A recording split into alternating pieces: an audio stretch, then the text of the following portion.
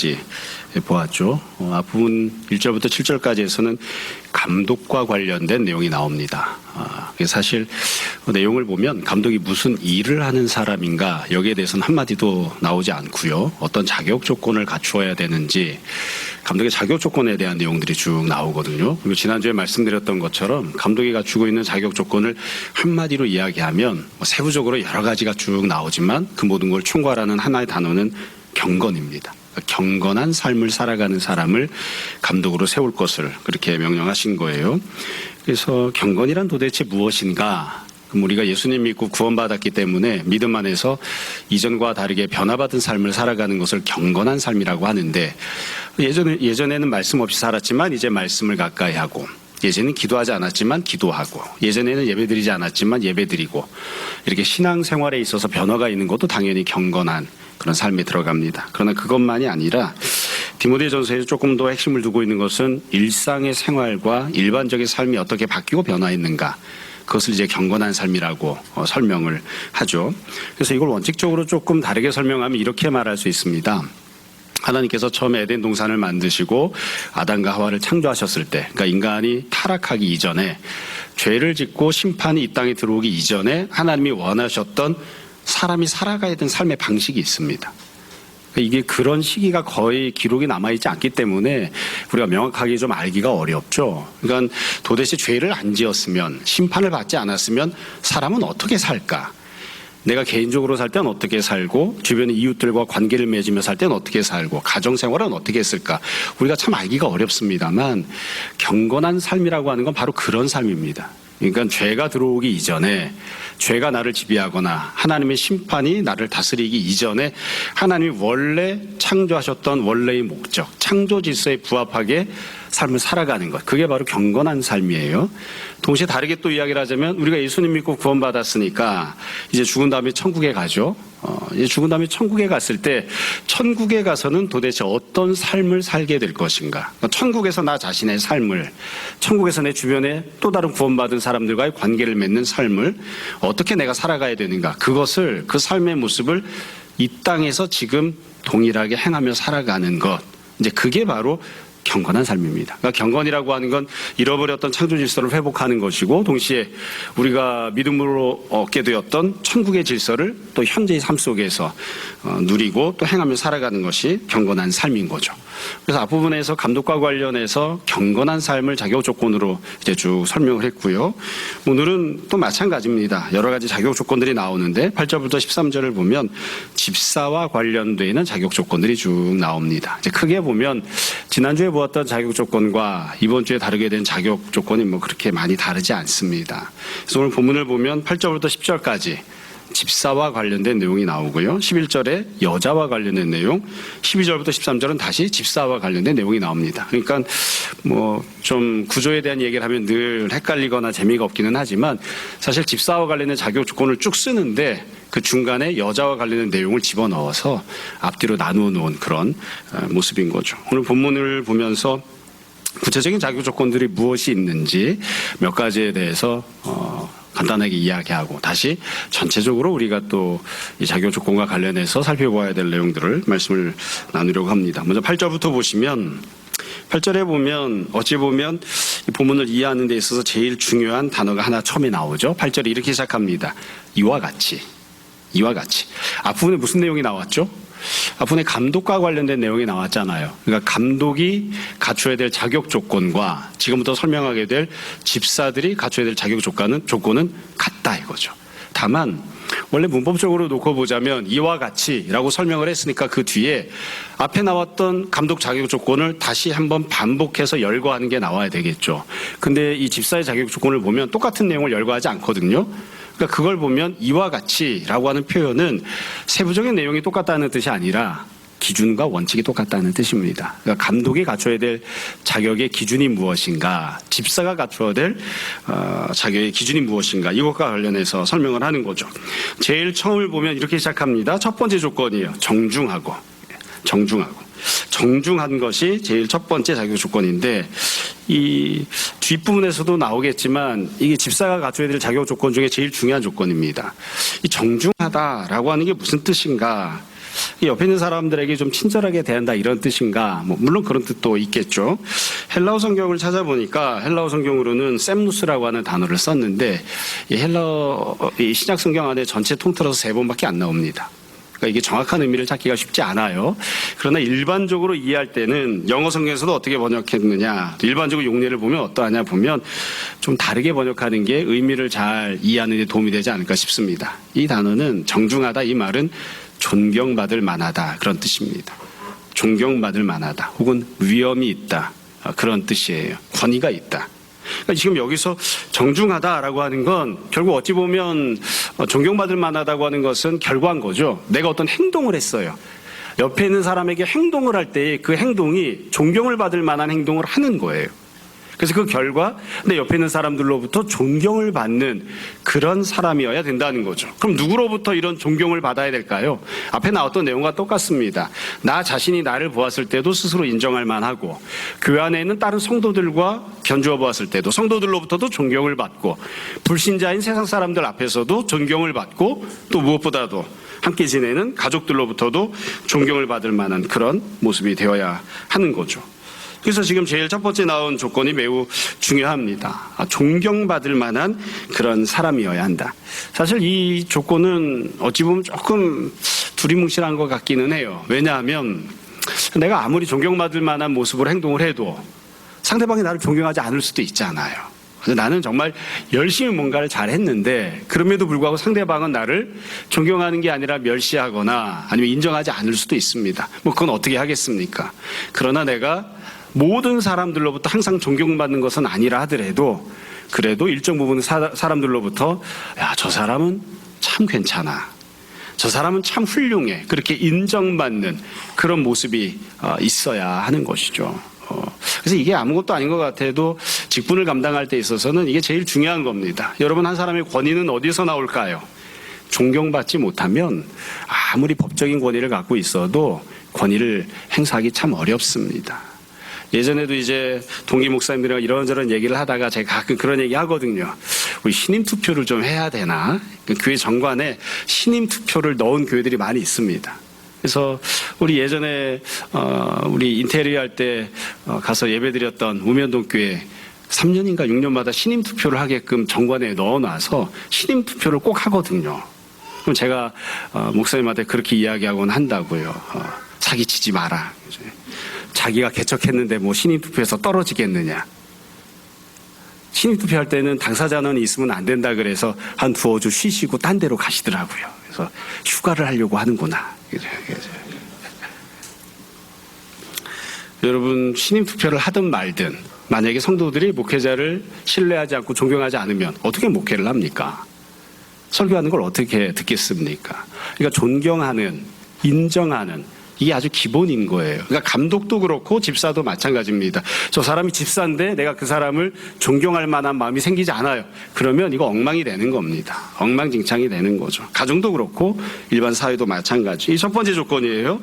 두 번째 나오는 조건을 보면 하지 말라고 하는 것 3가지가 나옵니다. 하지 말라는 것.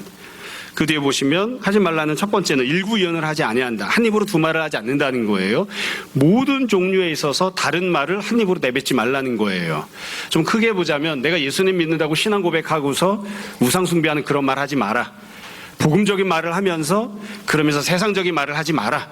이게 일구이언을 하지 않는다는 뜻입니다. 그러니까 내가 항상 예수님을 의지하고 예수님께 소망을 두고 복음을 증거하는 말을 내뱉었으면 그것과 관련된 거기에 부합하는 말들만 해야 되는 것이지 다른 종류의 성격이 다른 말을 하지 말라는 거예요. 또 이걸 조금 낮은 차원에서 보자면 항상 신뢰할 만한 그런 사람이 되라는 거죠. 사도 바울이 다른 부분에서도 그렇게 이야기합니다. 예수님도 그렇게 말씀을 하시고요. 너희가 해야 하는 말은 예, 아니요, 이것만 해라. 그렇게 말씀하시잖아요. 맹세하지 말고 맞으면 예, 아니면 아니요, 이것만 해라. 그 이야기는 뭐냐면 맹세 자체가 틀려먹었다는 그런 뜻이라기보다는 너희가 말에 신뢰성이 있어서 저 사람이 이야기하면 굳이 종이에다 계약서를 쓰지 않아도 그 자체로 계약서야. 저 사람이 말한 건 그 자체로 신뢰할 수 있어. 그런 사람이 되라는 거예요. 저 사람이 예라고 말했으면 그건 100% 맞다. 저 사람이 아니요라고 말했으면 그건 틀린 거야. 그렇게 신뢰 있는 사람이 되라는 거예요. 그래서 한 사람이 뭔가를 이야기했을 때에 저 사람이 말했으니까 저 사람은 반드시 신뢰를 지킬 거다. 신의가 있는 사람이야. 말한 그대로 하는 사람이야. 이제 그렇게 하라는 거예요. 일부 이은하지 말라. 이게 이제 그런 뜻도 담겨 있습니다. 한 입으로 두 말을 하지 마라. 그대 보시며 두 번째 하지 말라는 것이 술에 임박히지 아니하고 더러운 일을 탐하지 않는다. 이렇게 되어 있습니다. 술에 임박히지 마라. 앞부분의 감독과 관련해서는 술을 즐겨하지 마라 했는데 지금 여기는 인이 박히는 그런 모습이 되지 말라는 거죠. 이게 습관적으로 한다는 거죠.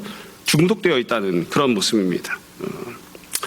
모르겠습니다. 우리 성도들 중에 술에 인이 박혀 있는 정도로 드시는 분이 있는지는 모르겠는데 인 박히지 마라. 또 더러운 이익을 탐하지 마라 이렇게 했습니다. 더러운 이익을 탐하지 마라. 이 말은 어떤 행동 자체가 악한 행동이어서 악한 행동을 통해서 이익을 추구하는, 이익을 얻으려고 하는 그런 행동을 하지 말라는 거죠. 아이들에게 이야기하면 컨닝을 하면 그건 죄를 짓는 거잖아요. 죄를 짓는 방법으로 성적을 올리려고 하지 마라 이렇게 이야기하는 거죠. 근데 이게 크게 보자면 결국 중독되거나 집착하는 그런 삶을 살지 말라는 겁니다. 무엇이건 집착하지 마라. 여러분, 사실 사람이 무언가를 난 이것을 꼭 얻고 싶어, 난 이것을 꼭 갖고 싶어, 그 생각이 강하면, 그 욕심이 강하게 되면 조금 고민을 하게 되죠. 이건 하나님이 기뻐하시는 방법이 아닌데, 이건 세상에서 인정해주는 방법이 아닌데, 그래도 잠깐만 눈을 감고 불신앙적인 방법을 통해서라도 내가 원하는 그것을 좀 얻어야 되지 않나? 그런 집착을 갖게 되는 경우가 있어요. 그렇게 집착하지 마라. 욕심 부리지 마라. 이게 지금 주어지고 있는 명령입니다. 그래서 감독이든 집사든 다 마찬가지예요. 사실은 이 이야기를 다르게 표현하면 무엇이건 너무 강하게 원하지 말라는 겁니다. 근데 우리가 삶을 살다 보면 이게 잘 안 되죠. 나 자신과 관련된 것들은 좀 내려놓기가 좀 되곤 하는데 자녀와 관련해서는 이게 잘 안 되는 경우가 많습니다. 또 사람마다 각각 약한 부분들이 있어서 어떤 사람은 돈에 대해서는 좀 내려놓기가 되는데 근데 권력에 대해서는 내려놓기가 안 되는 경우가 있습니다. 어떤 사람은 권력은 좀 내려놓기가 되는데 외모와 관련해서는 내려놓기가 잘 안 되는 경우가 있습니다. 집착하지 마라. 그리고 내가 무언가를 꼭 원해서 이것만큼은 꼭 얻었으면 좋겠어. 자꾸 그 생각을 가지면 하나님이 기뻐하지 않는 자꾸 다른 방법들, 세상적인 방법들을 찾기 마련이고 그리고 결국 마귀가 그 틈을 타서 너를 시험하고 넘어뜨릴 것이다. 그러니까 그런 모습이 되어서는 안 되는 거예요. 안 되는 겁니다. 요즘 조금 시간이 지나긴 했습니다만 뉴스들을 보면서 개인적으로는 되게 안타까운 마음들을 많이 갖습니다. 저는 개인적으로는 기독교 기업이라는 게 과연 있을 수 있나 이런 생각을 하곤 하는데 그래도 우리나라에는 신앙생활을 열심히 하는 장로님들이 운영하는 회사들이 많이 있거든요. 그 중에 하나가 대표적인 곳이 서희건설입니다. 요즘 뇌물을 줬네 말하는 이래가지고 맨날 이야기를 하고 있잖아요. 아주 신앙생활을 열심히 하는 장로님이세요. 그래서 우리끼리 목회자끼리 모여서 얘기할 땐 그런다고요. 신앙생활 헛했다. 결국에는 사업 성공하고 돈 많이 버는 게 뇌물 주고 딴 사람들 피 빨아먹고 이렇게 해서 성공한 거 아니냐. 그러고 나서 보니까 예전에 있던 일들이 생각이 나요. 저 대학 다닐 때 이럴 때에는 제일 인기 있던 기업 중에 하나가 이랜드였습니다.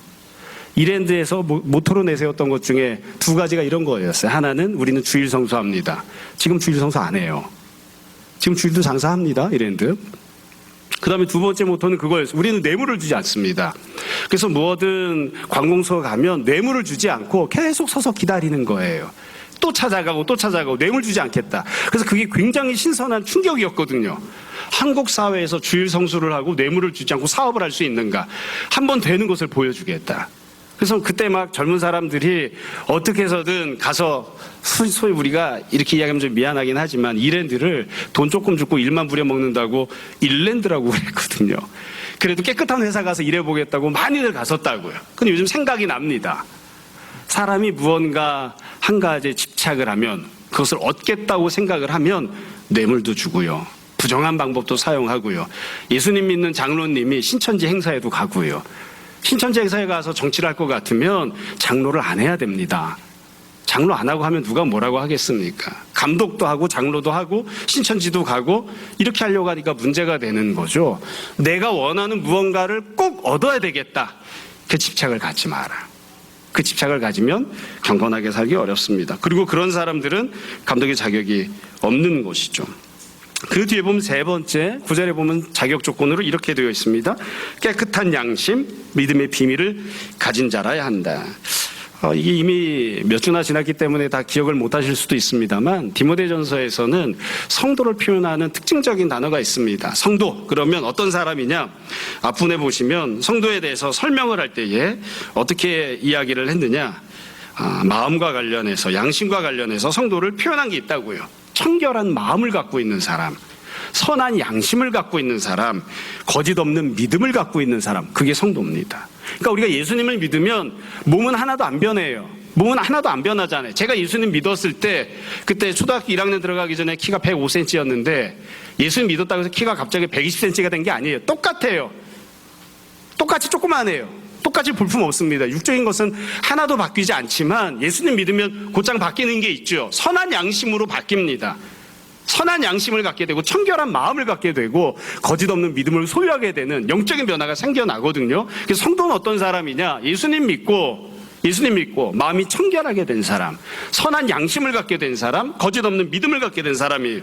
그래서 9절에 보면 그걸 좀 다르게 표현한 것뿐입니다. 깨끗한 양심을 갖고 있어야 되고 믿음의 비밀을 가진 자 알아야 한다. 예수님 믿고 변화받은 새로운 영혼, 새로운 마음을 소유한 사람이어야 한다. 이렇게 지금 설명을 하고 있습니다. 결국 여기서도 쭉 설명을 했지만 이 모든 내용을 한마디로 이야기하면 경건한 삶을 살아가는 사람입니다. 그러니까 집사는 어떠해야 하는가? 경건한 삶을 살아가는 사람들 중에 집사를 선택하라. 10절에 보면 집사를 세우는 과정에 대한 설명을 합니다. 이 사람들을 먼저 시험해보고 그 후에 책망할 것이 없으면 집사의 직분을 맡게 할 것이요. 그러니까 먼저 시험해보고 후에 세워라, 이렇게 명령을 하고 있습니다.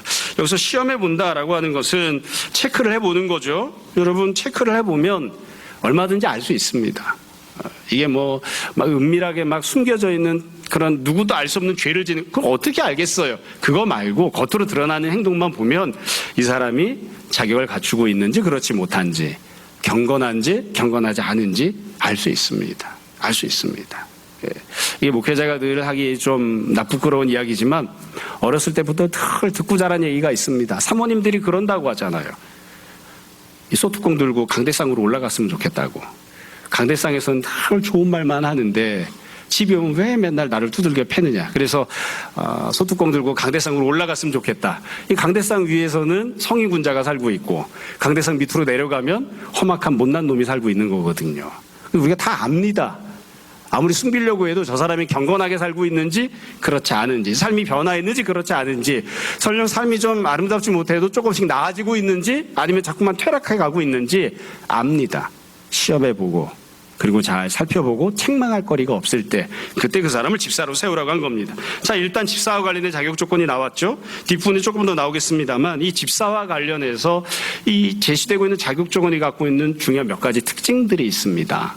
제일 중요한 첫 번째 특징은 아마 이게 아무것도 아니라 생각할 수도 있는데 감독만이 아니라 집사도 세운다고 하는 게 제일 중요한 특징입니다. 왜 그게 특징이 될까? 여러분, 앞부분에 이미 감독을 세웠잖아요. 감독을 세웠어요. 감독은 어떤 사람들 중에 세운다고요? 경건한 사람들 중에 세우는 거예요. 경건한 사람들 중에. 그런데 바울은 지금 뭐라고 이야기하냐면 감독들 다 세웠죠. 경건한 사람들 세웠죠. 그러면 감독들이 세움받은 다음에 감독들을 제외한 다른 성도들은 어떠하냐? 감독을 제외한 다른 성도들 중에도 경건한 사람들이 있는 거예요. 감독만 경건하면 되느냐? 아닙니다. 사도만 경건하면 되느냐? 아닙니다. 사도와 감독은 당연히 경건해야 되고 그 사도와 감독을 제외한 다른 성도들 중에서도 경건하게 생활하는 사람들이 반드시 있어야 돼요.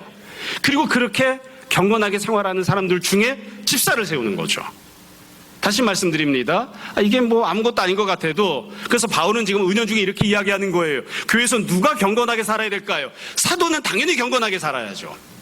그럼 사도만 경건하게 살면 되는가? 사도 이외의 다른 성도들도 다 경건하게 살아야 됩니다. 그래서 사도 이외의 성도들 중에 감독을 세울 수 있어야 돼요. 그럼 감독만 경건하면 되느냐? 아닙니다. 감독 이외의 다른 모든 성도도 다 경건하게 살아야 돼요. 그래서 감독 이외의 성도 중에 경건하게 사는 자격을 갖춘 성도들이 있고 그들 중에 집사를 세울 수 있어야 되는 거예요. 이 어찌 보면 단순해 보이지만 아주 중요한 사도 바울이 전하려고 하는 핵심적인 메시지거든요. 오늘 설교에 있어서도 제일 중요한 메시지입니다. 그럼 우리가 한 가지를 더 이야기할 수 있겠죠. 그러면 집사를 세웠어요. 집사를 세운 다음에 집사 이외에 직분을 받지 못한 다른 성도들은 어떻게 살고 있어야 될까요? 개판으로 살아도 되는 겁니까? 어차피 나는 감독이 될 것도 아니고 집사가 될 것도 아니니까 경건하게 살지 않아도 되는 겁니까? 아닙니다. 모든 성도가 다 경건하게 살아야 됩니다. 모든 성도가 다 죄와 심판이 들어와서 우리를 어그러뜨려 만들었던 그런 악한 질서 속에서 사는 것이 아니라, 내가 비록 이 땅에서 악한 육신을 가지고 살고 있다 하더라도 하나님이 원래 창조하셨던 창조 질서에 부합한 삶으로 살아가야 되고, 구원을 받았으니까 비록 이 땅에서 육신 갖고 살고 있어도 천국에 가서 사는 것처럼 그렇게 살아야 됩니다. 내가 살아가는 삶의 조건이나 환경은 악할 거예요. 좋지 못할 거예요. 세상 사람들은 죄를 짓고 불경건하게 살아야 이익을 누리고 삽니다. 그러나 우리는 그렇게 살면 안 되는 거죠. 우리는 지옥 같은 이 땅에서 살아도 천국에서 사는 것처럼 그렇게 행동하고 살아야 됩니다. 그게 하나님의 뜻이에요. 그게 경건하게 사는 성도의 마땅한 모습인 거죠. 두 번째로 중요한 특징이 있습니다. 앞 부분에서 계속 똑같이 이야기를 하는 건데요. 결국 감독의 자격 조건과 집사의 자격 조건을 놓고 보면 비슷합니다. 원칙은 똑같습니다. 다만 세부사항이 다를 뿐이에요. 그래서 누가 조금 더 경건한가, 누가 좀 덜 경건한가, 이렇게 이야기하면 좀 기분 나쁠 수도 있지만 사실은 감독이 조금 더 경건한 거잖아요. 집사는 조금 덜 경건한 거잖아요. 그렇죠? 그래서 누가 더 경건한가, 덜 경건한가 하면 알 수 있습니다. 더 경건한 사람이 있어요. 좀 덜 경건한 사람도 있습니다. 우리가 이걸 알 수 있습니다. 더 경건하다라고 하는 건 뭐냐? 어떤 사람이 더 훌륭하게 천국에 부합한 삶을 산다고 하는 것은 도대체 어떤 것이냐? 이것도 우리가 보면 다 얼마든지 알 수 있는 그런 모습인 거죠. 옆에 있는 사람은 안 해요. 근데 나는 그렇게 해요. 그러면 내가 더 훌륭하고 온전하게 경건한 거겠죠. 뿐만 아니라 모든 사람들이 다 똑같은 부분을 살아갑니다. 모든 성도들이 다 경제 생활을 해요. 모든 성도들이 다 가정생활을 합니다. 모든 성도들이 다 이웃과 관계를 맺으면서 살아요. 모든 성도들이 똑같이 경험하고 살아가는 삶의 영역에 있어서 차이가 나게 살고 있는 거죠. 어떤 사람은 경건하게, 어떤 사람은 불경건하게 그렇게 사는 겁니다. 이 구약시대 때도 그랬고요. 오늘날에도 그렇고 신앙의 영역도 그렇고 불신앙의 영역도 마찬가지입니다. 그냥 쉽게 이야기하자면 우리가 대통령을 생각해 보세요.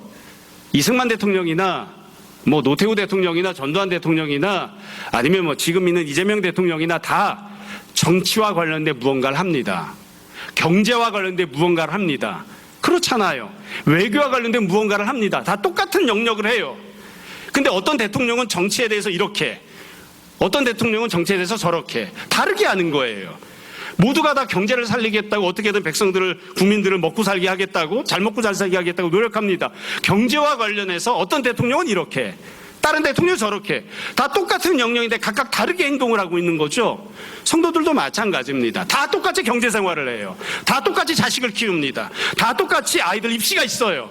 근데 어떤 사람은 이렇게, 어떤 사람은 저렇게. 똑같은 영역에 있어서 어떤 사람은 좀 더 하나님 뜻에 합당하게 경건하게, 어떤 사람은 세상적으로 악하게 그렇게 행동을 하는 거죠. 그래서 누가 더 경건한지 아닌지를 얼마든지 알 수 있습니다. 그러나 모든 사람들은 다 일정 부분은 경건하게 살고 있고 또 조금 더 경건한 사람이 되기 위해서 부단히 노력하고 또 애써야 하는 것이죠. 11절에 보면 여자들과 관련된 내용이 나옵니다. 이 여자들과 관련된 내용 간단하게 설명을 하겠습니다. 이 11절에 나온 여자들이라고 하는 표현이 도대체 무슨 뜻인가에 대해서도 의견이 분분합니다. 왜냐하면 지금 집사와 관련된 내용이 나오고 있으니까 여기 나오는 여자들이라고 하는 표현은 여자 집사를 뜻한다, 이렇게 보는 경우도 있고요. 또 하나는 집사의 부인인, 그러니까 집사의 부인인 여자들에 대해서 이야기한다, 이렇게 보기도 하고요.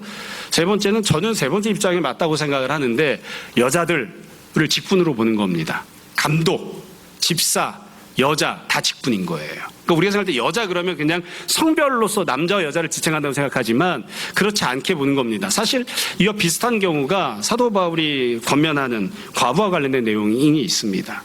바울이 무언가 설명을 하면서 참과부는 그렇지 않은 것, 이렇게 설명하거든요. 그때 말하는 건, 과부라고 하는 건 교회에 있던 직분입니다. 우리식으로 이야기하면 여전도사님이에요. 여전도사님 중에 참된 여전도사가 있고 그렇지 않은 여전도사가 있다, 이렇게 이야기를 하는 겁니다. 그러니까 지금 여기 나오는 여자들이라는 표현도 직분이에요. 직분. 그러니까 여자들이라고 하는 직분. 그냥 크게 보면 집사와 비슷하다 이렇게 생각할 수 있지 않을까 싶습니다. 이건 논쟁거리가 될 수 있는 부분이니까 그냥 편안하게 이해하자면 그러니까 여자 집사 이렇게 생각하시면 될 것 같아요. 여기도 보면 제일 중요한 조건이 맨 앞에 나오죠. 이와 같이. 앞에 집사가 나왔는데 여자들도 조건이 똑같아요. 이와 같이 똑같습니다. 앞부분이랑 똑같이 말씀드릴게요. 세부 조건은 달라요. 그러나 기준과 원칙은 똑같은 거죠. 그러니까 감독을 세울 때 경건한 사람들 중에 세워야 됩니다. 집사를 세울 때 경건한 사람 중에 세워야 됩니다. 여자를 세울 때도 경건한 사람들 중에 세워야 되는 거예요. 그리고 그 뒤에 보시면 몇 가지 조건이 나오는데 첫 번째 조건이 뭐죠? 정숙하고. 종종 어떤 분들은 이걸 가지고 이렇게 막 태클을 겪은 경우가 있어요. 아니, 남자한테는, 집사한테는 정중하고 이렇게 했는데 왜 여자는 정숙하라고 하냐? 남녀 차별 아니냐? 헬라어를 보시면 단어가 똑같습니다. 번역하신 분이 왜 이렇게 번역했나 모르겠어요. 집사들에게 정중하고 라고 사용했던 단어와 여자들에게 정숙하고 라고 했던 단어는 똑같은 단어입니다. 그러니까 여자들에게서도 뭘 요구하는 거예요? 존경받을 만 해야 된다. 이렇게 이야기하는 거예요. 남자 집사들에게도 주변 사람들로부터 존경받을 만해야 된다. 여자들에 대해서도 존경받을 만해야 된다. 이렇게 이야기 똑같습니다. 남자를 직분자로 세울 때와 여자를 직분자로 세울 때 기준이 다르지 않아요. 똑같습니다. 이와 같이 똑같은 기준이고 세부상도 마찬가지예요. 둘 다 정중하고 정숙해야 돼요. 조금 자매들 입장에서 기분이 나쁘시면 번역을 바꾸시면 됩니다. 집사들은 정숙해야 하고 여자들은 정중해야 된다. 이렇게 바꾸셔도 됩니다. 어차피 똑같은 단어니까요. 그 뒤에 보시면 집사들 같은 경우에는 말을 할 때에 일구이연을 하지 않는다. 이렇게 했죠.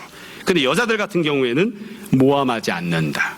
모함하지 않는다는 것도 일구이연을 하지 않는다는 거랑 똑같습니다. 뒷말하지 마라.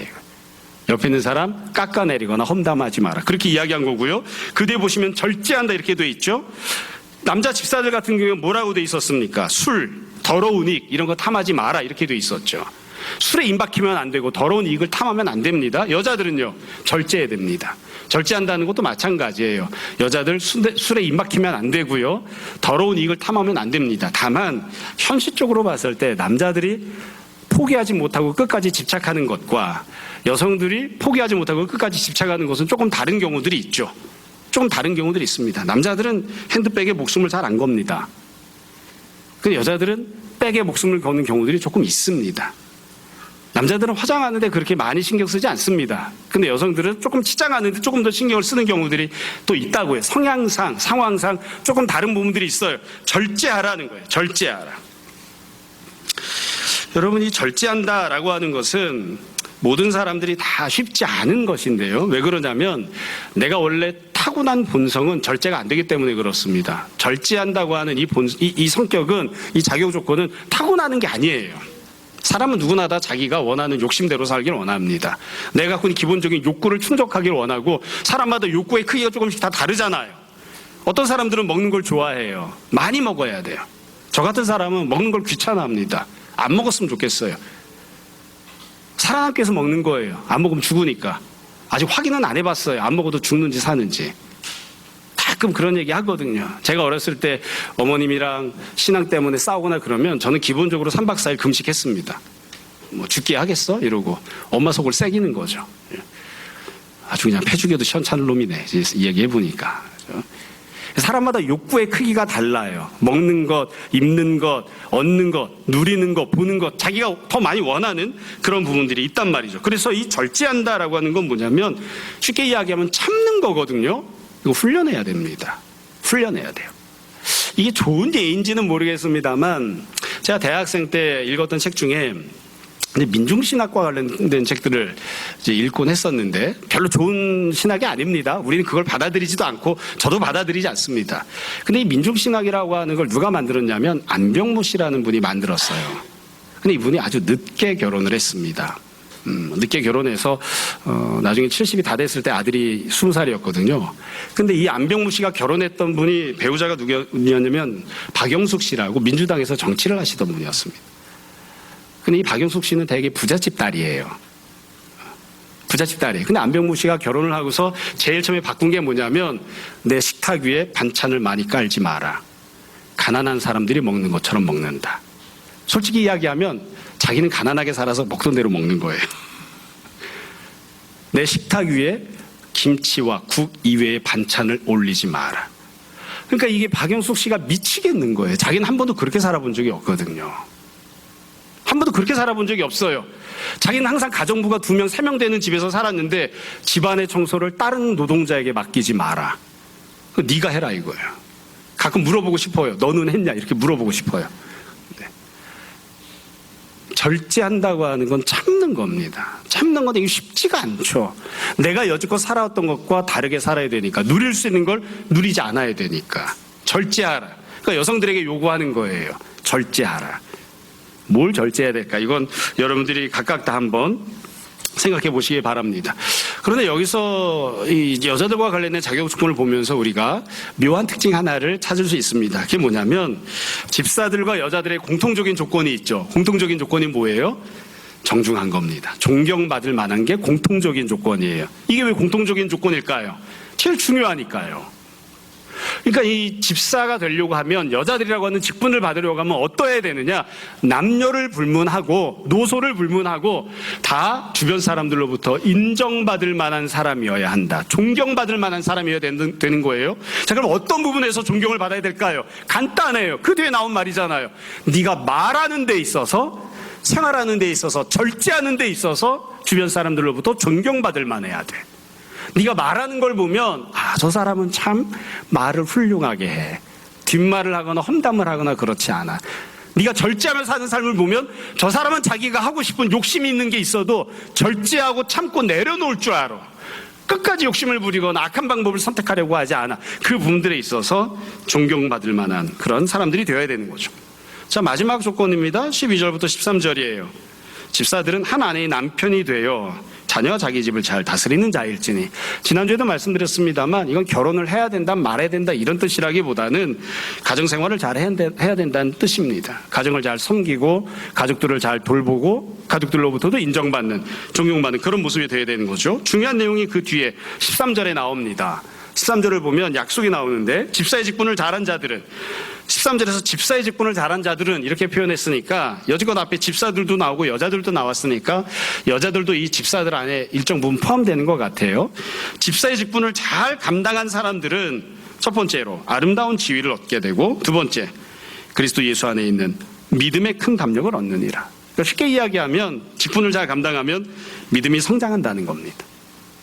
이것도 참 묘한 부분이지만 우리가 현실 속에서 다 경험하고 알고 있는 그런 모습이죠. 여러분, 믿음이 훌륭한 사람이 직분을 받는 거예요. 좋은 믿음을 갖고 있는 것, 경건한 삶을 사는 게 자격 조건입니다. 이 조건이 충족되어야 직분을 받습니다. 근데 참 묘하게도 현실은 어떠하냐면 직분을 감당하면 믿음이 성장합니다. 직분을 잘 감당하면, 경건하게 살면, 그러면 믿음이 성장합니다. 그러니까 내가 믿음이 성장하길 원하면 어떻게든 직분을 받고 또 직분 받는 자가 되기를 사모하고 직분을 잘 감당하려고 노력해야 돼요. 그래야 믿음이 성장합니다. 우리가 다 경험을 해봐서 알잖아요. 그냥 책상머리에 앉아서 배울 때에는 잘 머릿속에 안 들어오지만 내가 배운 것을 누군가에게 가르쳐 보면 훨씬 더 복습이 잘 됩니다. 누군가를 잘 섬겨야 하는 것이죠. 자, 오늘 본문 내용은 여기까지입니다. 오늘 본문과 관련해서 우리가 꼭 기억해야 될 내용을 한 두세 가지 다시 정돈해서 말씀드리고 오늘 말씀 마무리하겠습니다. 사실 드리고 싶은 이야기는 다 이미 말씀드렸습니다. 우리가 이미 다 말씀드리면서 들었던 내용인데요. 제일 중요한 우리가 꼭 기억해야 되는 핵심적인 메시지가 뭘까? 첫 번째는 이겁니다. 이와 같이. 여러분, 누가 경건해야 하나요? 경건한 삶은, 변화받은 삶은 감독만, 사도만 그렇게 해서는 안 되는 겁니다. 집사도 경건해야 됩니다. 여자도 경건해야 됩니다. 본문에 나오지 않았지만 이 이외에 또 다른 모든 직분자들도 경건해야 되고요. 결국엔 그 모든 직분자를 제외한 모든 성도들이 다 경건해야 됩니다. 나는 안 해도 돼, 이렇게 생각하시면 안 되고 나는 경건해야 돼. 그래서 제가 종종 그렇게 말씀드리죠. 예수님 믿는 사람은 죽은 다음에는 천국에 가서 영생을 누립니다. 우리가 그거 확보해 놨습니다. 죽은 다음에 천국에 가서 영생을 누릴 거예요. 그럼 이 땅에서는 어떻게 되는 건가요? 이 땅에서는 그냥 개떡같이 사는 건가요? 아닙니다. 이 땅에서는 하나님 나라를 누리고 안식을 누리며 살아야 됩니다. 그건 경건하게 살아야만 가능합니다. 이 땅에서 경건하게, 이 땅에서 하나님 나라를, 이 땅에서 안식을 누리며 사는 거예요. 그렇게 살다가 우리가 죽은 다음에 영원한 천국에서 영생을 누리는 거죠. 절대로 이 땅에서 육신 갖고 살아가는 동안 누릴 수 있는 경건한 삶의 유익을 포기해서는 안 됩니다. 모든 성도들이 경건하게 살아야 됩니다. 두 번째로 이것을 꼭 말씀드리고 싶습니다. 사도 바울이 지금 이야기하면서 수준 차이가 있다는 것을 명확하게 이야기합니다. 어떤 분들은 이게 차별 아니냐 이렇게 이야기하는데, 이걸 차별이라고 이야기하면 그것도 차별이 되겠죠. 있습니다. 어떻게 수준 차이가 없습니까? 구원받은 성도라고 해서 모든 성도들이 다 똑같나요? 안 똑같습니다. 수준 차이가 있습니다. 수준 차이가 있는 사람들이 나중에 천국에 갔을 때 각기 다른 상급을 받느냐? 그건 잘 모르겠어요. 그건 죽은 다음에 천국 가서 봅시다. 그건 잘 모르겠지만 이 땅에서 살아가는 동안에 분명하게 수준 차이가 있습니다. 그래서 지적인 부분에 있어서 수준 차이 있습니다. 예수 믿은 모든 사람들이 다 똑같이 IQ가 180으로 고정되나요? 아닙니다. 다 수준 차이 있습니다. 생활하는 수준에 있어서도 수준 차이 있습니다. 경제적인 복을 받는 것도 수준 차이 있습니다. 우리가 그걸 굳이 부정할 필요가 없어요. 신앙생활도 수준 차이가 있잖아요. 신앙의 수준도 차이가 있습니다.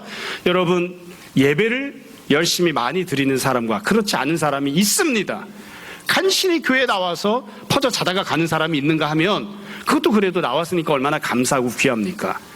날마다 예배당에 나와서 예배드리고 기도하는 사람도 있어요. 예배드리는 횟수, 수준, 정도에 있어서 차이가 있어요. 말씀을 가까이 하느냐 가까이 하지 않느냐 차이가 있어요. 하루에 한 장도 성경을 안 읽는 사람, 일주일에 한 장도 안 읽는 사람이 있는가 하면 하루에 1시간씩 성경 읽는 사람이 있다고요. 때려 죽여도 기도하지 않는 사람이 있는가 하면 무슨 일이 있어도 언제나 주님 앞에 나와서 기도하는 사람이 있어요. 수준 차이가 있습니다. 근데 우리가 중요하게 생각해야 되는 건 사도 바울이 지금 이야기하고 있는 수준 차이는 무엇에 대한 수준 차이죠? 경건한 삶에 대한 수준 차이입니다. 그게 있습니다. 경건하게 사는 사람이 있고 경건하게 살지 않는 사람이 있습니다. 매우 훌륭하고 온전하게 경건하게 사는 사람이 있고 그냥 예수님 믿어서 표딱지만 예수쟁이라고 붙어있는 그런 수준으로 경건한 사람이 있습니다. 그래서 지금 사도 바울이 중요하게 생각하는 건 뭐냐면 말씀 생활, 기도 생활, 헌금 생활, 예배 생활이 아니에요. 그게 중요하지 않아서가 아닙니다. 매우 중요합니다만 그거에 대해서 이야기하고 있는 게 아니에요.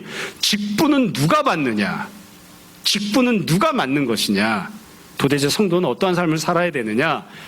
일상의 삶에 있어서 예수님을 닮은 삶의 모습으로 변화되고 바뀌고 생활과 삶 자체도 구원을 받은 회복을 누리고 있는 경건한 사람들이 되어야 되는 거죠. 경건한 사람. 경건한 삶에 있어서 분명히 차이가 있습니다. 제가 이렇게 쭉 지내 보니까 그런 것 같아요. 이 이야기는 누워서 침 뱉길 수도 있고 욕지거리를 들을 수도 있는 이야기인데 여러분 태어나면서 머리 좋은 놈과 머리 나쁜 놈이 있습니다. 우리는 그걸 부정할 필요가 없습니다. 옆에 있는 분을 보세요. 머리가 좋은가 나쁜가. 태어나면서 건강한 사람이 있고 약질인 사람이 있습니다. 저는 어디 가면 일 안 합니다. 하루 일하면 이틀은 쉬어야 됩니다. 근데 안 그런 사람이 있더라고요. 하루 종일 일하고 나서 그 다음에도 짐 챙겨서 여행 가는 사람이 있더라고요. 나는 짐 챙기려고 하면 그때부터 피곤합니다. 태어나면서 달라요. 제일 중요한 거, 우리가 살면서 제일 중요하게 생각하는 거, 태어날 때 부모가 달라요. 태어날 때 부모가 부자인 사람도 있고 태어날 때 부모가 가난한 사람도 있습니다. 분명히 있습니다. 오늘날은 신분이 없지만 예전에는 태어날 때 귀족으로 태어나는 사람이 있고 태어날 때에 이 천민으로 태어난 사람이 있어요. 그런 사람이 있어요. 차이가 있습니다. 그런데 참 감사하게도 그런 모든 차이에도 불구하고 경건한 삶을 살아가는 차이는 그런 조건들에 구애받지 않습니다. 내가 좀 머리가 나빠도, 내가 몸이 약질이어도, 내 부모가 가난해도, 저 자식은 하루에 한 2-3시간만 공부해도 저렇게 성적이 잘 나오는데 나는 그냥 일주일 내내 뼈 빠지게 공부하는데도 도무지 이해가 안 되네. 그런 사람이라 하더라도 경건한 삶을 살아가는 데 있어서는, 경건한 삶에 있어서 성장하는 데 있어서는 아무런 차별이 없습니다. 차이가 없어요. 여러분, 그래서 누구든지 다 주님을 믿고 주님을 의지하고 주님을 사랑하고 주님을 닮은 삶을 살고자 자기를 쳐서 복종시키고 훈련하고 노력하면 누구든지 다 온전하고 아름다운 경건한 삶을 살 수 있습니다. 그래서 이건 성도들에게 요구하는 거예요. 제가 저기 앉아있는 놈한테, 저 뒤에 있는 놈한테 너 반드시 가서 전국 수석해와라. 이건 무리한 요구죠. 못한다고요. 못한다고요. 너 가서 돈 많이 벌어서 한 달에 5천만 원씩 11조 해라. 못한다고요. 그건 요구하면 안 돼요. 무리한 거니까. 아무리 노력해도 안 되는 게 있습니다. 그러나 경건한 삶은 됩니다. 할 수 있습니다. 그래서 모든 성도에게 요구하는 거예요. 남자에게도 여자에게도, 감독에게도 집사에게도, 오래 신앙생활한 사람에게도, 초신자에게도, 유대인에게도, 이방인에게도 경건한 삶을 요구하는 겁니다. 여러분, 우리가 그래서 이런 부분에 있어서 늘 부담을 가졌으면 좋겠어요. 돈을 많이 못 벌어서 나는 인생이 실패한 것 같아. 그런 생각은 안 가져도 됩니다. 조금만 가지시면 됩니다. 난 이렇게 많이 노력해도 성적이 안 올라. 난 머리가 나쁜가 봐. 인지 알았습니까? 그것 때문에 너무 크게 좌절하지 않아도 됩니다. 그러나 왜 나는 신앙생활 10년, 20년 했는데 도무지 경건해지지 않지? 그럼 가슴을 치고 통회해야 합니다. 우리는 다 경건한 성도들이 되어야 됩니다. 여러분, 모쪼록 우리가 생각하는 것, 말하는 것, 행동하는 것, 나 자신과 관련된 것, 이웃과 관련된 것, 가족들에게 행하는 것, 해야 하는 것, 하지 말아야 되는 것, 이 모든 삶의 영역들에 있어서 주님을 닮고 주님을 기쁘시게 하는 경건한 성도들이 되었으면 좋겠습니다. 그래서 주님 보시기에도 인정받고 주변 성도들에게도 인정받고 지금 본문에 나오는 것처럼 참 당신은 존경받을 만한 정중하고 정숙한 사람입니다. 그렇게 칭찬 듣는 우리 모두가 되었으면 좋겠습니다. 날마다 이렇게 살기를 결심하고 또 이런 은혜 받기를 주님 이름으로 축원합니다. 잠시 기도하겠습니다.